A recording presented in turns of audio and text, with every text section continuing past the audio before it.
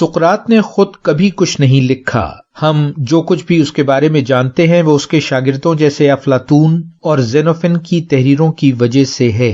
افلاطون کے مشہور مکالمے کریٹو یا فیڈو میں حقائق اور داستان ترازی دونوں شامل ہیں.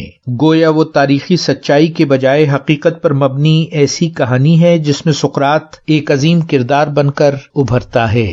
اس کے علاوہ ایرسٹوفنیز جو ایک طنز و مزاح ڈرامہ نگار تھا، اپنے ڈرامے دی کلاؤڈز میں سقراط کو ایتھنز کے بازاروں میں ننگے پاؤں چلتے اور خاص و عام سے پورے اعتماد مکالمہ کرتے دکھاتا ہے.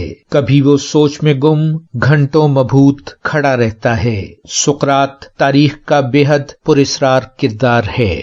ہم محض اندازہ لگا سکتے ہیں لیکن اصل حقیقت تک نہیں پہنچ سکتے.